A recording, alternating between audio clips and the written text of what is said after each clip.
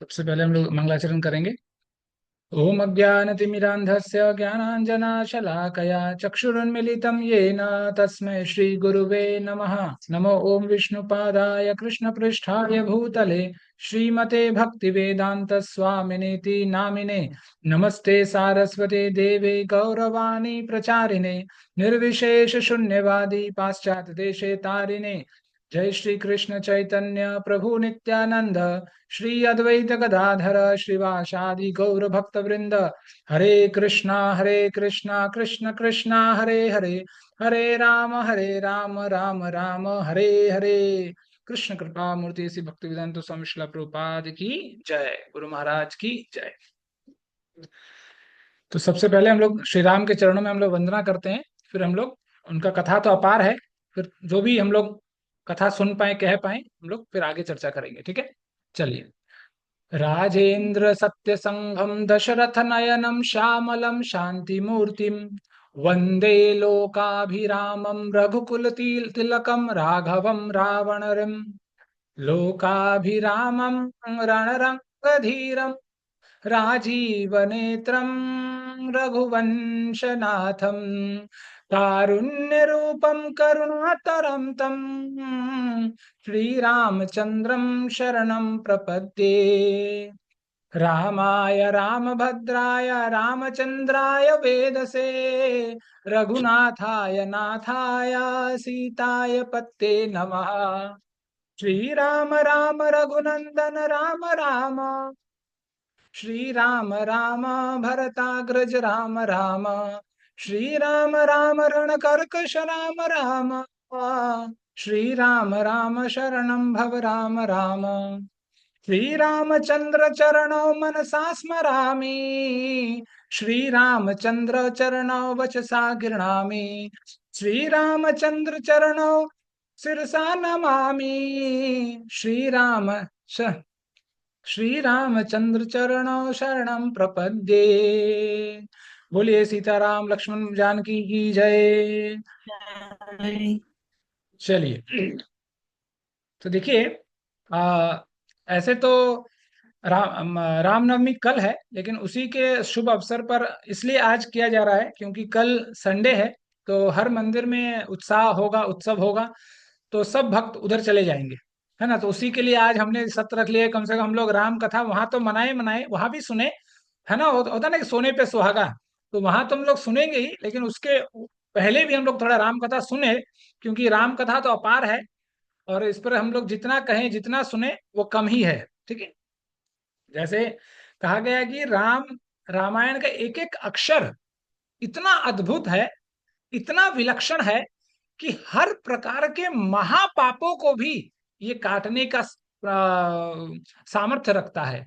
इसीलिए वाल्मीकि मुनि कहते हैं कि चरितम रघुनाथस्य शतकोटि प्रविस्तरम एकैकम अक्षरम पुंसाम महापाप नाशनम। कि एक एक अक्षर रामायण का यदि हम उसका आस्वादन करते हैं, उसको हम अपने जीवन में उतारते हैं, तो हमारे पाप नहीं, महापापों को भी काटने की शक्ति ये रखता है। तो जैसे कि हम लोग जानते हैं कि, है ना, जैसे राम अनंत अनंत गुणानी, है ना, कि राम भी अनंत है, उनके गुण भी अनंत है। कहा और सुना कभी, मतलब जितने जितने दिन, मतलब कहा गया कि धरती में जितने धूल के कण हैं उन्हें हम गिन सकते हैं, लेकिन राम के गुणों की गणना करना असंभव है। मतलब मनुष्यों के लिए तो क्या, सुर आदि देवताओं के लिए भी असंभव है। इसीलिए कहा गया कि जैसे पहले के आचार्यों ने कहा कि विनोद में कि रामायण तो एक लाइन में भी गाया जा सकता है। तो किसी ने बहुत सुंदर गाया कि रामायण इतना लंबा नहीं है, बल्कि बहुत छोटा भी है, एक लाइन में भी गा सकते हैं। तो किसी ने गाया कि अच्छा बताओ कैसे होगा एक लाइन में रामायण। तो उन्होंने गाया, आदौ राम तपोवनादिगमनम हत्वा मृगम कांचनम वैदेही हरणम जटायु मरणम सुग्रीव संभाषणम बाली निर्दलनम समुद्र तरणम लंकापुरी दहानम पश्चात रावण कुंभकर्ण हननम एतद्धि श्री रामायणम। हो गया खत्म। और क्या, कैसे शुरू हुआ, राम तपो वनादि गमनम, राम तपस्वी के भेष में वन गए। उसके बाद उन्होंने क्या किया, मृगम कांचनम मृगम, मतलब जो स्वर्ण रूपी जो मृग थी, जो आपको मेरे पीछे दिख रही होगी, उसको उसको पकड़, उसको उन्होंने मारा। मारने के बाद क्या हुआ, उसका फल स्वरूप क्या हुआ, वह देही हरणम, सीता मैया का हरण हो गया। फिर सीता मैया को बचाने के लिए क्या हुआ, जटायु मरणम, जटायु जी बचाने के चक्कर में वो मुक्त हो गए। फिर सुग्रीव संभाषणम, जब भगवान अपनी स्त्री को, सीता महारानी को पता करने के लिए चले, तो ऑन द वे कौन मिला, सुग्रीव मिला। सुग्रीव के साथ नेगोशिएशन हुआ कि भाई ठीक है, आप मेरा काम करो, हम आपका काम करेंगे। तो उसके चक्कर में फिर क्या हुआ, बाली निर्दलनम, बाली को भगवान ने मुक्त किया। फिर जब बाली का काम हो गया, फिर समुद्र तरणम, समुद्र को तरने तारने के बाद लंका पुरी दहनम, पूरे लंका को हाहा हू करके जला दिया गया, खत्म हो गया लंका। चार, उसके बाद क्या हुआ, रावण कुंभकर्णम हननम एतद श्री रामायणम। बस एक लाइन में रामायण खत्म हो गया। तो जैसे हमारे भागवत में चतुर्श्लोकी भागवत है, तो उसी तरह रामायण में भी ये द्विश्लोकी रामायण है, कि दो श्लोक में यदि आप इसको याद कर लें और डेली उसको स्मरण करें, तो एक दिन में ही रामायण पढ़ने का हमें फल मिल जाएगा, है ना। लेकिन ऐसा मत कीजिएगा, ये शॉर्टकट नहीं, ये उन लोगों के लिए जो चलते फिरते राम हम लोग पढ़ नहीं सकते, है ना, क्योंकि हम लोगों को आजकल शॉर्टकट ज्यादा अच्छा लगता है, कि भाई अच्छा ऐसा चाहिए, चलो जैसे बोलते हैं ना कि अच्छा, जो रामायण नहीं पढ़ सकते वो सुंदरकांड का पाठ कर लीजिए। तो आधे से ज्यादा देखिए 90% लोग सुंदरकांड का ही पाठ करते हैं, रामायण फिर पढ़ते नहीं कभी भी जिंदगी भर, बस सुंदरकांड में लटके रहते हैं। कुछ लोग बोलते हैं अच्छा सुंदरकांड नहीं पढ़ सकते, तो गोस्वामी जी का एक एक चौपाई पढ़ लिया करो डेली। तो लोग चौपाई में ही लगे हुए हैं कि भाई एक एक चौपाई पढ़ लो एक एक दिन, है ना।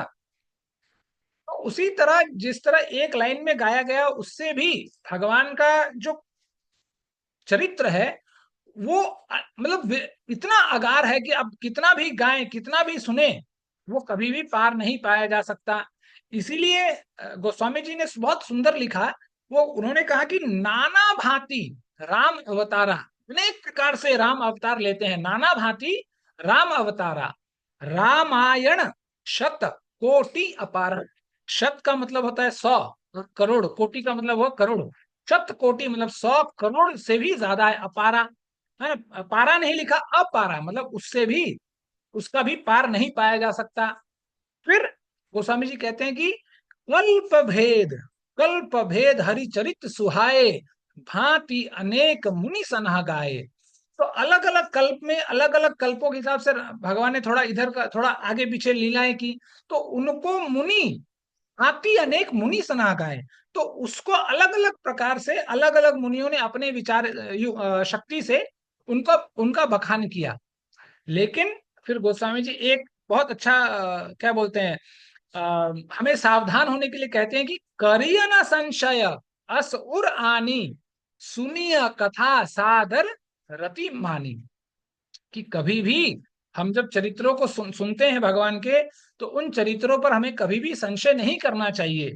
और कैसे सुने, सादर रति मानी, हमें प्रेम से उसका आस्वादन करने के लिए हमें भगवान के चरित्रों को हमें सुनना चाहिए, ठीक है। और ये रामायण जो है, भगवान की जो कथा है, बहुत पुण्य करने के बाद, जैसे कहा जाता है कि भाग्य उदयन, जब भाग्य उदय होता है, तब जाकर ये रामायण राम कथा हमारे अपने जीवन में हमें प्राप्त होती है। इसीलिए गोस्वामी जी ने तो यहां तक कह दिया कि शिव सेवा कर फल सुत सोई, अविरल भगति राम पद होई। जैसे शायद एक बार शायद गीता ज्ञान की क्लास में होगा, कोई एक माता जी पूछ रही थी कि प्रभु जी मैं बहुत धर्म संकट में हूँ, कि समझ में नहीं आता है कि किसको पूजा करूं। मैंने पूछा भाई क्या हुआ, क्यों ऐसा क्यों। तो माता जी ने कहा कि जब छोटे थे तो शंकर जी का पूजा क्या करते थे, जब शादी हो गया ससुराल में लोग राम की पूजा करते हैं, और अभी आप लोगों के क्लास से जुड़ गया तो आप लोग बोल रहे हैं कि कृष्ण की पूजा करो। तो भाई करना है तो किसका पूजा करना है, ये बताइए फिर। तो इसीलिए गोस्वामी जी कह रहे हैं कि अविरल भगति शिव सेवा कर फल सुत सोई, अविरल भगति राम पद हुई। कि भगवान शंकर के पूजन ते का फल वृंदाला ही काय है करते राम काय भक्ति। करते का आता? राम भक्ति, कि यदि हमें शंकर भगवान को हम पूजते हैं, तो उसकी भक्ति का फल अच्छा पति है ना, पैसे वाला पति या सुंदर पत्नी नहीं है, वो तो गौण फल है, वो तो विनाश फल है ना। पति पत्नी दोनों मरते हैं ना, तो विनाश फल है। तो ऐसा फल लेकर क्या फायदा की। और आजकल विनाश होने से पहले दूसरों का भी विनाश कर रहे हैं, आजकल जो समाज में आजकल चल रहा है। खैर जो भी हो, तो वो गौण प्राप्ति है, लेकिन जो असल प्राप्ति है वो है अविरल भगति राम पद हुई। जिसको अविरल भक्ति भगवान की प्राप्त हो जाता है, उसी को भगवान का प्रसाद, शंकर भगवान का सबसे महत्वपूर्ण प्रसाद हमें मानना चाहिए। इसीलिए यदि शंकर भगवान का हम लोग पूजन करते हैं तो इसमें कोई गुनाह नहीं है, कि कोई ऐसा नहीं कि आप 420 ही कर रहे हैं। शंकर भगवान तो शंकर भगवान है। कभी मौका मिलेगा तो उनके चरित्र पर हम लोग गाएंगे। तो शंकर भगवान के चरित्र का फल है, उनके उनका पूजन करने का फल है राम के चरणों में अविरल भक्ति पाना। तो इसीलिए, और राम, कुछ बेवकूफ आजकल यूट्यूब में पूछते हैं है ना, खाली अपने आप का फैन फॉलोइंग करने के लिए, न्यूज में आने के लिए, कि राम और कृष्ण में अंतर क्या है, और उस पर लोग बेवजह। देखिए, इसीलिए आध्यात्मिक जगत जो है वो वाद विवाद के लिए नहीं है। इसीलिए गोस्वामी जी कहते हैं कि ये रामायण जो है ना तो वाद है ना विवाद है, ये तो संवाद है। आध्यात्मिक जगत, आध्यात्मिक सृष्टि आत्मा और परमात्मा के बीच एक संवाद है। और जिस संवाद को हम तभी जान सकेंगे जब जब हम उस परमात्मा से अपना संबंध बना सकेंगे। और यदि जीवन भर वही फैन फॉलोइंग करवाते रहेंगे, अच्छा मैंने शकुंतला माता जी के बारे में कुछ बोल दिया, देखते हैं इस पर राधा माता जी क्या टिप्पणी देती है, तो बस माता जी कुछ टिप्पणी देगी, उस पर सुभद्रा माता जी कुछ टिप्पणी देगी, तो इसी टिप्पणियों में हम लोग जिएंगे, ये सोच करके अरे हमारा फैन फॉलोइंग हो रहा है, हाँ लोग हमें फॉलो कर रहे हैं। अब गाली दे रहे हैं कि वाह वाह कर रहे हैं, वो बात की बात है, लेकिन फैन फॉलोइंग हमारा हो रहा है। और 90% आप देखेंगे आज जो यूट्यूब का जो व्यवस्था है, इसी पे चल रहा है कि कैसे लोग हमें नोटिस करें, तब जाकर हमारा वजूद बनेगा। लेकिन ये जो कथाएं हैं, ये अपना वजूद बनाने के लिए नहीं है, क्योंकि हमारा वजूद तो सबसे पहले डिसाइडेड है। कि हमारा वजूद क्या है, हम लोग कौन है, हम लोग राधा माता जी अब म्यूट में है माता जी। हरे कृष्ण प्रभु जी। वैष्णव, गौड़िया वैष्णव। जीव का स्वरूप क्या है, क्या प्रभु जी? जीव जीव का स्वरूप क्या है। जीव का कृष्ण स्वरूप। नित्य दास। जीवेर स्वरूप है कृष्णेर नित्य दास। भगवान का हम तो दास, हम तो नौकर हैं, है ना। दास थोड़ा सोफिस्टिकेटेड शब्द हो जाता है, लेकिन थोड़ा उसको आम भाषा में बोला है तो हम लोग तो नौकर हैं। तो नौकर का वजूद क्या होता है। लेकिन हम जैसे नौकर यहाँ आकर भी अपना वजूद बनाने लगे हैं, इसीलिए हम लोग इस माया संसार में फंस गए हैं, और हम लोग भगवान के जीवन के चरित्रों का, भगवान की लीलाओं का आस्वादन नहीं कर पा रहे हैं। तो इसीलिए ये जो राम कथा है, ये अपने आप में इतना रसाबोर है। देखिए, राम कथा जन सामान्य में जितना लोकप्रिय है, भारत के सनातन धर्म में और कोई कथा, देखिए, चाहे एक अनपढ़ गंवार भी हो, वो भी जानता होगा कि दशरथ के 4 पुत्र थे। अब नाम ना भी जानता हो, लेकिन ये जानता होगा कि दशरथ के 4 पुत्र हैं। अब आप दूसरे बार ये पूछ लीजिए कि अच्छा ये बताओ दशरथ के कितने पुत्र हैं, ये तो तुम जानते हो, लेकिन ये बताओ कि सुखदेव गोस्वामी का शिष्य का नाम क्या था जिसको उन्होंने भागवत सुनाया। तो वो अपना सर खुजलाया, अरे यार ये तो पता नहीं, ये कौन कहाँ से आया है। कि आज आज सुबह ही सुमुखा प्रभु बता रहे थे ना कि भागवत थोड़ा जटिल है, थोड़ा कड़वा मैं बोलने जा रहा हूँ, तो कड़वा लोग पसंद नहीं करते। और रामायण तो बड़ा इतना मधुर है कि मधुर ही मधुर है, कि क्योंकि मधुर के बारे में ही इसके बारे में चर्चा है। तो और देखिए, जो भगवत गीता है वो हमको सिद्धांत पे खड़ा होना सिखाती है, रामायण हमें मनुष्य होना सिखाती है।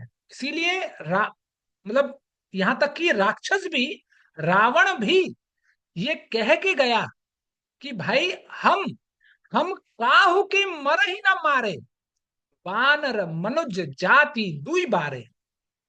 इसका मतलब क्या है कि रावण भी जानता था कि मुझे कोई नहीं मार सकता, यदि कोई मार सकता है वानर मनुज जाति दुई बारे। यदि कोई मनुष्य होगा तो ही मुझे मार पाएगा, क्योंकि उसको पता था कि मनुष्यत्व तो हमारे बीच खत्म ही हो गई है। तो वो जानता कि वो कलयुग का बात कर रहा है, कि कलयुग में मनुष्य सिर्फ शरीर से है, लेकिन हमारे अंदर का जो मनुष्यत्व है वो खो गया है। उसी मनुष्यत्व को जगाने के लिए भगवान को आना पड़ा, क्योंकि जब जब भगवान को कुछ दिखाना होता है, कुछ करवाना होता है, तो खुद अपने चरित्र से करके बताते हैं कि भाई देखो ऐसा करो। जैसे चैतन्य महाप्रभु इसलिए आए कि वो दिखाना चाहते थे कि भक्ति कैसे करना है। आज बहुत सुंदर परम पूज्य लोकनाथ गोस्वामी महाराज का कथा थी अपने मंदिर में। तो वो बता रहे थे कि जब चैतन्य महाप्रभु जब चलते थे, तो वो कभी मतलब वो चलते नहीं थे, वो हमेशा नृत्य किया करते थे। वो इतना भाव विभोर मग्न रहते थे भगवान कृष्ण के नाम में, कि वो कभी नाम लेते नहीं थे, वो तो नाम गाते थे। बस हमारे में और उनमें अंतर इतना ही है कि हम लोग तो उसी तरह घचपच खचपच करके नाम लेते हैं, कि सीख गए हैं प्रभुपाद की कृपा से मैकेनिकली। 16 माला जप करना हम लोग सीख गए हैं, मतलब खींच तान के किसी तरह, रुक जाओ रुक जाओ रुक जाओ रुक जाओ। एक बार मैं किसी चैंटिंग क्लास में सुन रहा था, तो शायद कोई दिल्ली के प्रभु जी थे, तो वो बता रहे थे कि एक प्रभु जी जप कर रहे थे, तो उनका 15 माला हो गया था। तो मैं आपको दिखाऊं। तो जैसे ये जो माला है ये, तो ये जो हिस्सा है माला का, उन्होंने एक कुंडी में फंसा रखा था, और हाथ जेब में है, ठीक है ना, कुंडी और आगे मतलब दरवाजे में लटका रखा है। तो जब कर रहे हैं जब कर रहे हैं जब कर रहे हैं, तो अचानक से जैसे ही मतलब 3-4 मिनट हुआ होगा, किसी ने दरवाजा खींच लिया। तो जैसे ही दरवाजा खींच लिया, तो उनके हाथ से माला खसक सरक के निकल गया। पता ही नहीं है कि अब कौन से पीठ में थे, अब दोबारा उनको करना पड़ेगा।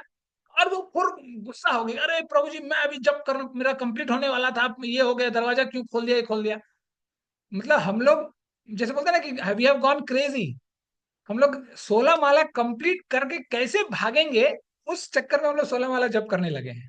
चलो जो भी है, कम से कम कुछ तो हम लोगों से हो रहा है। लेकिन भगवान का जैसे महाराज कह रहे थे आज, कि चैतन्य महाप्रभु जब भगवान का नाम लेते थे, तो वो रस से लेते थे, और उनका रस ऐसे छाता मतलब छा जाता था उनके चारों इर्द गिर्द, कि जिस जिस मृग को आप देख रहे हैं चित्र में, वो मृग का सबसे बड़ा दुश्मन है शेर। तो महाराज कह रहे थे कि शेर और मृग आपस में गले लगते हैं, एक दूसरे हक करते हैं, है ना, अंग्रेजी में करते हैं, गले लगते हैं। और गले लगने के बाद एक दूसरे से चुंबन भी करते हैं, मतलब एक दूसरे को चुम्मा भी देते हैं, उस नाम के प्रभाव के कारण। तो सोचिए चैतन्य महाप्रभु के भक्ति का स्तर कितना ऊंचा था, कि जब वो भगवान कृष्ण का नाम लेते थे, तो एक तरह से कह सकते हैं ये जो पशु है एक तरह से जड़ है, इनमें कोई बुद्धि बुद्धि नहीं है नहीं, लेकिन ये भी अपना स्वभाव भूल जाते थे, है ना। हिरण को शेर को देखकर भागना चाहिए, शेर को भगाना चाहिए, लेकिन वो भी अपना स्वभाव भूल जाते थे, और एक दूसरे से चुंबन करते थे, एक दूसरे को गले लगाते थे। तो ये है भगवान के नाम का असर। लेकिन चलो कुछ नहीं, हम लोगों से कम से टूटा फूटा कुछ तो हो रहा है। इसीलिए राम कहानी, राम कथा, क्योंकि राम जो है वो सिर्फ एक नाम नहीं है, वो एक दर्शन है। और जिस दर्शन को यदि हमने अपने जीवन में जी लिया, इसीलिए बहुत बार बहुत संत लोग कहते हैं कि आप कुछ करो ना करो जीवन में, रामायण जरूर पढ़ो, खास करके गृहस्थों के लिए, क्योंकि रामायण हमें मनुष्य होना सिखाती है। एक प्रभु जी कह रहे थे एक बहुत दिन पहले कि रामायण हमें मनुष्य होना सिखाती है, और भागवत हमें दिव्य होना सिखाती है। क्योंकि जब तक हम मनुष्य के स्तर पर नहीं रहेंगे, तो देवता दिव्य दैविक स्थिति पर हम कैसे जा सकते हैं। क्योंकि हम यदि मनुष्य ही नहीं रहेंगे, पशु रहेंगे, पशु कभी भी दिव्य स्थिति को नहीं जा सकता, क्योंकि वो तो उसका तो मन बुद्धि सब बेकार है, वो तो कुछ कर ही नहीं सकता, वो जीवन में कभी साधन ही नहीं कर सकता। तो इसलिए कहा गया है कि रामायण हमें मनुष्य होना सिखाती है ना। लेकिन कुछ लोग जैसे वो है ना, जो कथा प्रचलित है समाज में कि हमें घर में महाभारत नहीं रखना चाहिए, है ना, झगड़ा हो जाएगा। देखिए बिना महाभारत रखे हुए हर घर में झगड़े हैं, मतलब बहुत गिने चुने होंगे जहां पर है नहीं कुछ, नहीं तो हर घर में कुछ ना कुछ आगे पीछे लगा ही हुआ है बिना महाभारत रखे। और रख लेंगे तो सोचिए क्या होगा, रख लेंगे तो सुधर जाएगा जीवन, झगड़ा नहीं होगा। लेकिन वो लोग उल्टा करने लगे हैं। इसीलिए कहा गया है कि राम कथा हमें जीवन में सुनना चाहिए। इसीलिए किसी कवि ने कहा कि राम कथा क्या है, तो उसने बहुत सुंदर पंक्तियों में बद्ध किया। उन्होंने कहा कि राम कहानी सुनो रे राम कहानी, राम कहानी, सुनो रे राम कहानी। कौशल्या के आंख के तारे, दशरथ के राज दुलारे, राम कहानी, सुनो रे राम कहानी, राम कहानी, सुनो रे राम कहानी। शबरी के आस के सहारे, अवध के राज दुलारे, राम कहानी, सुनो रे राम कहानी।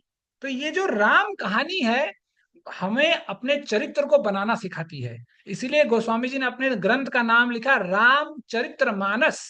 जो हमारे मन को राम के चरित्र के स्वरूप में ढालने के लिए मदद करे, वो है रामचरितमानस, जिससे हम अपने मनस्थिति, मानसिक स्थिति को हम बना सके कि हम भी राम के चरित्र में जो गुण हैं, उन गुणों को हम अपना सके अपने जीवन में, ताकि हम भी भगवान के राम के उस पथ पर चले, ताकि हमारा भी जीवन में कल्याण हो। ठीक है। तो ऐसे कहने के लिए तो बहुत कुछ है।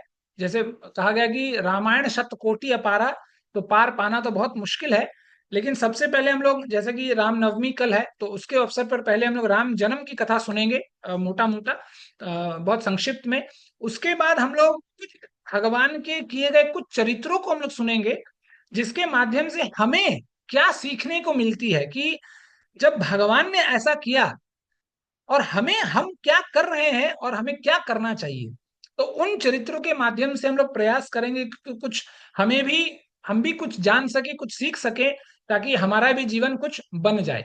ठीक है। तो पहले राम जन्म बहुत सीधा साधा है, आप लोग भी पढ़ सकते हैं। तो मैं पढ़ लेता हूँ, ताकि ज्यादा समय ना लगे। ठीक है।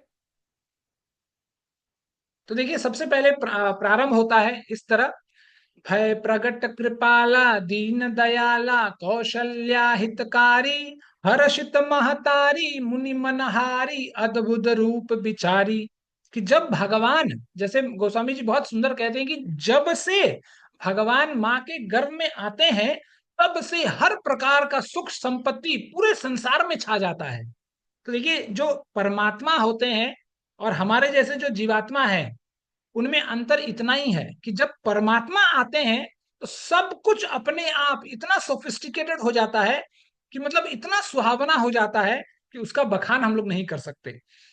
इसीलिए गोस्वामी जी कहते हैं कि जा दिन ते हरि भगत, हरि गर्भ ही आए, सकल लोक सुख संपत्ति छाए। कि सकल लोक में सुख संपत्ति छा जाती है। और वो घड़ी आती है, नौमी तिथि मधुमास पुनीता, सकल पक्ष अभिजित हरिप्रीता। कि वो नौमी तिथि आती है जब भगवान जन्म लेते हैं, और जब गोस्वामी जी कहते हैं कि भय प्रगट कृपाला, दीन दयाला, दीनों पर दया करने वाले भगवान प्रकट होते हैं। वो कौन है? कौशल्या के हितकारी, कौशल्या के हित करने वाले भगवान हैं। हर्षित महतारी, मुनि मनहारी, अद्भुत रूप विचारी। तो हर्षित महतारी मतलब कौशल्या में आप बहुत खुश होती हैं उनको देखकर। मुनि मनहारी, जो मुनि लोग हैं, वो बहुत हर्षित होते हैं कि भगवान प्रकट हुए हैं। अद्भुत रूप बिचारी, भगवान अद्भुत रूप में जन्म लेते हैं। इसीलिए भगवत गीता में भगवान कहते हैं कि जन्म कर्म चाउमिन दिव्य में एवं जो वेति त्यक्तवः। कि मेरा जन्म और कर्म दोनों बड़ा विलक्षण है, उसका पार पाना इतना आसान नहीं है। तो जब जब भगवान जन्म लेते हैं, प्रकट होते हैं, तो वो कैसे दिखते हैं? तो आगे गोस्वामी जी लिख रहे हैं, लोचन अभिरामा, तनु घन श्यामा, निज आयुध भुजचारी, भूषण बनमाला, नयन विशाला, शोभा सिंधु खरारी। मतलब लोचन अभिरामा, बहुत सुंदर दिखने वाले भगवान हैं। तनु घन श्यामा, वो कैसे हैं? उनका शरीर जो है वो श्याम स्वरूप है। निज आयुध भुजचारी, मतलब वो शंख चक्र गदा पद्म धारण करके निज भुजचारी, मतलब अपने चतुर्भुज रूप में भगवान जन्म प्रकट होते हैं। भूषण बनमाला, मतलब वैजंती माला पहने हुए भी आते हैं। नयन विशाला, बड़े बड़े आंख भगवान के। शोभा सिंधु खरारी, भगवान कौन है? शोभा और सिंधु की शील है भगवान, और खर रूपी राक्षस को मारने वाले भगवान है। ठीक है। फिर कह दुई कर जोरी, अस्तुति तोरी, के ही विधि करु अनंत, माया गुण ज्ञान अतीत माना, वेद पुराण भनंता। जब जब कौशल्या माँ भगवान का स्वरूप देखती है चतुर्भुज रूप में, तब हाथ जोड़कर स्तुति करती है और कहती है कि अरे प्रभु, ये ही विधि करूं अनंता, कि आप तो अनंत हैं, आपकी स्तुति में कैसे करूं। माया, जो माया गुण ज्ञान के अतीत हैं, वेद पुराण भनंता, जो जहां पर वेदों में पुराणों में आपके गुण और माया के बारे में इतनी बातें लिखी गई हैं, अब बताइए कि मैं आपको कैसे स्तुति करूंगा, किस प्रकार मैं आपसे स्तुति कर सकती हूँ। फिर माँ आगे कहती हैं, करुणा सुख सागर सब गुण आगर, जे ही गावहि श्रुति संता, सो मम हित लागी जन अनुरागी, भय हूँ प्रकट श्रीकंता। हे प्रभु, आप हमें सुख देने के लिए प्रकट हुए हैं, आप तो गुण के आगार हैं, और आप अपने जन अनुरागी, अपने भक्तों को अपने भक्तों के अनुराग के लिए आप प्रकट होते हैं। श्रीकंता मतलब जो लक्ष्मीकांत है, लक्ष्मीकंता, वही भगवान श्री राम प्रकट हुए हैं। तो वो कैसे कहते, क्या कहते हैं आगे, ब्रह्मांड निकाया निर्मित काया, रोम रोम प्रतिवेद कहे, मम उरसो बासी यह उपहासी, सुनत धीर मति धीर न रहे। कि भगवान जब जन्म लेते हैं, जब प्रकट होते हैं, तो उनके रोम रोम से अनेक निर्मित, मतलब प्रतिवेद कहे, अनेक रोमकूप से अनेक ब्रह्मांड प्रकट होते हैं। मम उर्सो बासी यह उपहासी, इस बात को जब हम लोग सुनते हैं, तब जो हमारी जो थीर बुद्धि है वो भी अधीर हो उठती है। देखिए, यही अंतर है परमात्मा और आत्मा में। जब हम लोग जन्म लेते हैं तो क्या होता है, हमें वैक्सीन दिया जाता है, हमारे रोम कूपों में वैक्सीन दिया जाता है कि भाई लंगड़ा लूला ना हो जाए आगे चलकर। ये मतलब हजारों वैक्सीन है हमारे आज के जमाने में। लेकिन जब भगवान प्रकट होते हैं, तो उनके एक एक रोमकूप से अनंत करोड़ ब्रह्मांड अपने आप प्रकट होने लगते हैं। उपजा जब ज्ञाना प्रभु मुस्काना, चरित बहुत विधि की न चहे, कही कथा सुहाई मात बुझाई, जे ही प्रकार सुत प्रेम लहे। तो भगवान बहुत कुछ कहना चाहते थे, लेकिन माँ के वात्सल्य को देखकर वो उन्होंने बोला, अच्छा ठीक है माँ, आप बताइए, आपको जो अच्छा लगे वही बताइए, वही करें। जेही प्रकार सुत प्रेम लहे, मतलब आपको जिस तरह आपका मातृभाव, आपका वात्सल्य प्रेम हो सके, वही काम हम लोग करेंगे। तब माता बोलती है, माता पुनि बोली जो मति डोली, तजहु तात यह रूपा, कि जैसी सुलीला अति प्रियशीला, यह सुख परम अनूपा। तब जाकर भगवान कहते हैं, माता कहती है कि प्रभु, ये जो चतुर्भुज रूप वाला स्वरूप आपने जो पकड़ रखा है, इसको त्याग कीजिए, और तजहु तात यह रूपा, कीजे शिशु लीला अति प्रियशीला, कि आप अब बच्चों की तरह काम कीजिए। एक श्री संप्रदाय के एक संत हुए, वो इस लाइन पर कहते थे कि माँ कहती है कि प्रभु, मैंने आपको बच्चे के रूप में आने के लिए कहा था, पिता के रूप में नहीं। आप क्या चतुर्भुज रूप में पिता के रूप में आप आ गए, तो आपको बच्चे के रूप में आना है। जब भगवान ये सुनते हैं, सुनी बचन सुजाना, रोदन ठाना, होई बालक सुरभूपा, यह चरित जो गावही, हरिपद पावही, न परहि भवकूपा। कि जो, जब भगवान ऐसा सुनते हैं, सुनी बचन सुजाना, रोदन ठाना, भगवान भी रोते हैं। मतलब वो संत कहते हैं कि जब भगवान माता कहती है कि जब बच्चे पैदा होते हैं तो चतुर्भुज रूप में शंख चक्र लेके नहीं पैदा होते हैं, वो तो नग्न होकर पैदा होते हैं और वो रोते हैं। तो भगवान कहते हैं कि अरे मेरा कौन मरा जो मैं रोऊं, हैं? तो माता कहती है, आप नहीं मरे, लेकिन आपके भक्त मर रहे हैं, उनके लिए आपको रोना पड़ेगा।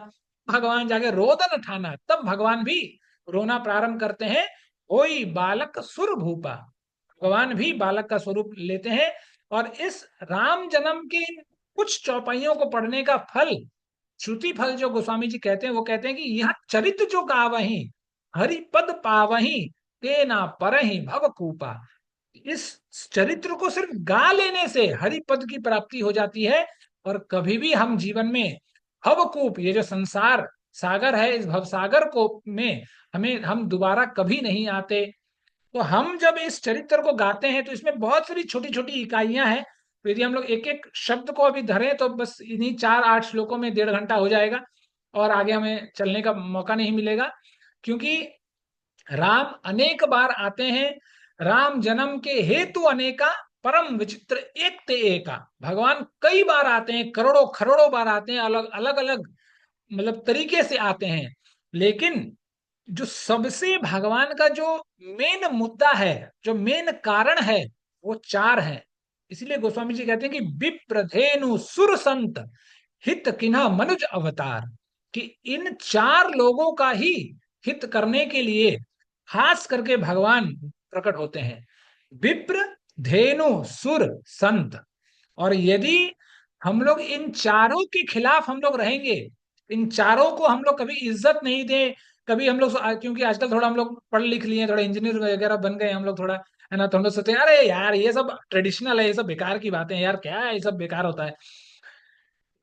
विप्र, धेनु, सुर, संत, हमेशा लिखना है तो लिख सकते हैं, ये चार चीज, यदि इन चार चीजों के भी आपने कभी असम्मान दिखाया अपने जीवन में, तो आपका जीवन नष्ट होगा ही होगा, इसमें कोई संशय नहीं है। पहला है विप्र।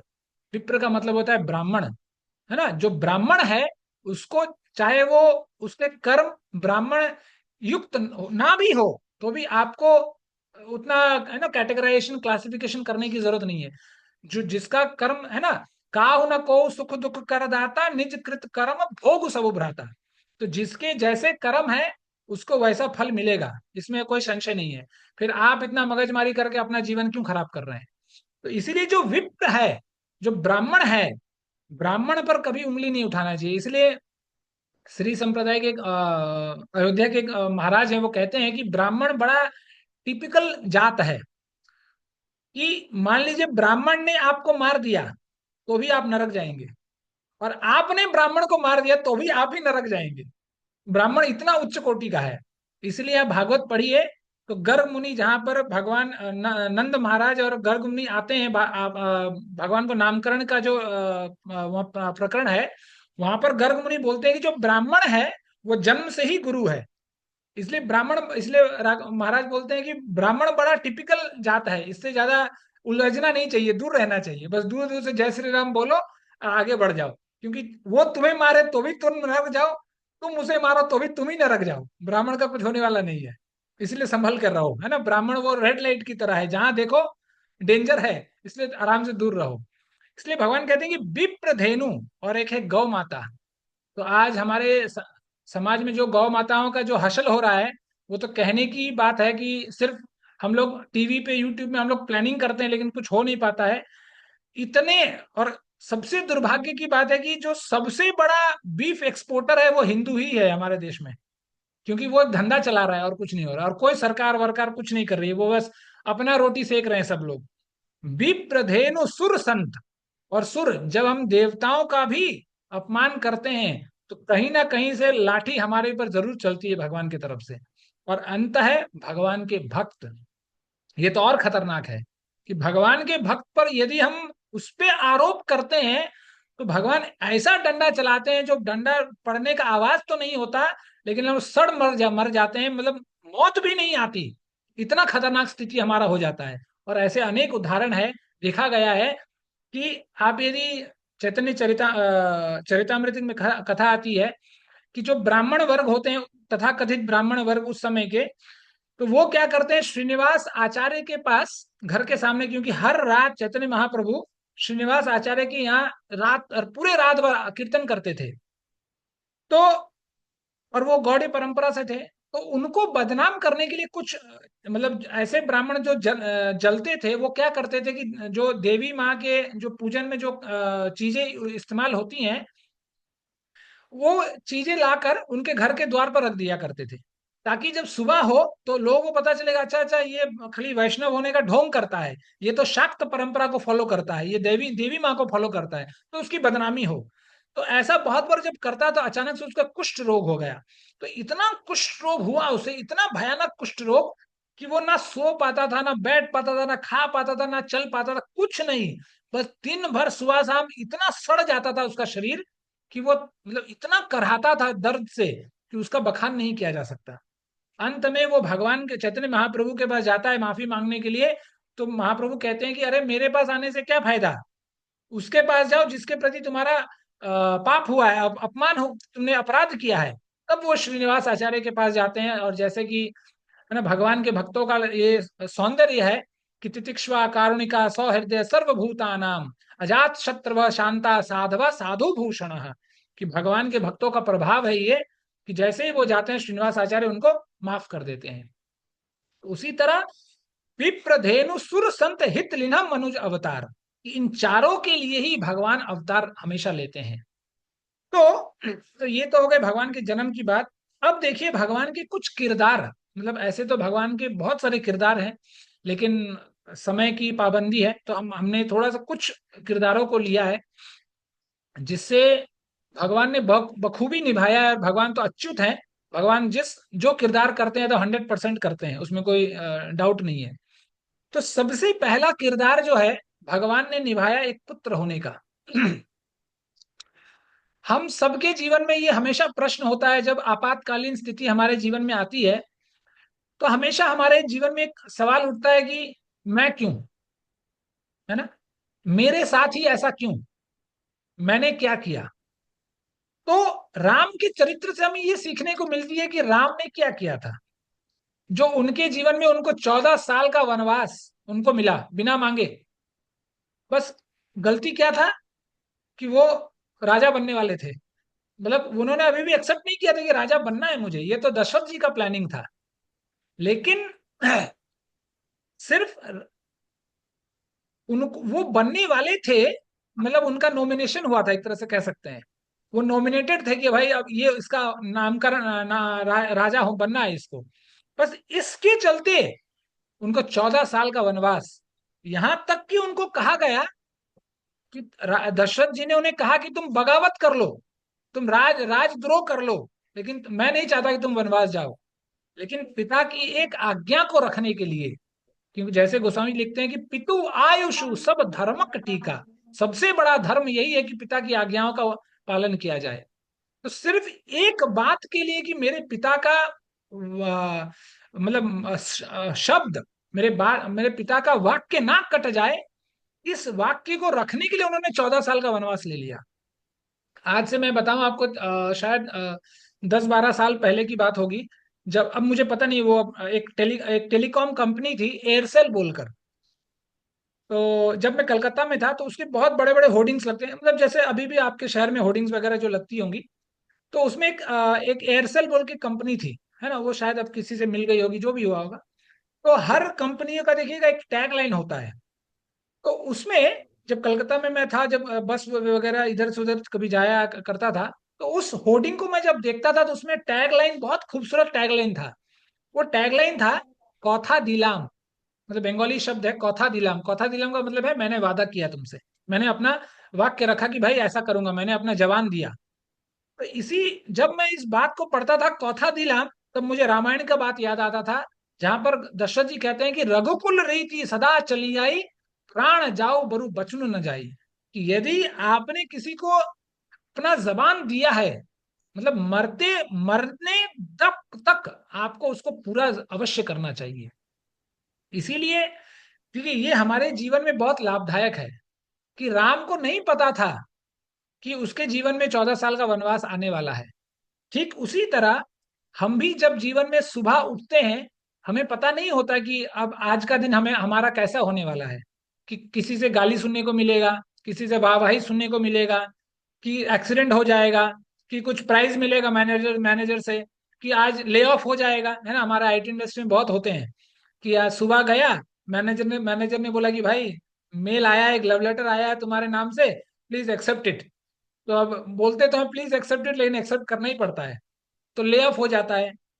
तो इस चरित्र से हमें ये सीखने को मिलती है कि आप जब भी सुबह उठे जीवन में, हर प्रकार के स्थिति के लिए तैयार रहें, चाहे वो अनुकूल हो या चाहे प्रतिकूल। यदि कोई हाथ मिलाए तो भी ठीक है, यदि कोई हाथ मिला के खींच के नीचे गिरा दे तो भी ठीक है। इसीलिए राम ने, देखिए इतना, राम के चरित्र को आप यदि पढ़ेंगे तो उन्होंने इतना पंगा ही नहीं किया कुछ। जब पता चला कि अच्छा माँ ने मुझे 14 साल का वनवास दिया, तो जैसे गोस्वामी जी बहुत सुंदर पदों में बद्ध करते हैं, वो कहते हैं कि होई सोई जो राम रचि राखा, को करी तरक बढ़ावई शाखा, कि जब जो होना है वो होगा, इतना तर्क वितर्क करके कोई फायदा नहीं। उसी तरह accept challenges in your life, accept that modifications that come, जो बदलाव हमारे जीवन में आती हैं उनको स्वीकार कीजिए।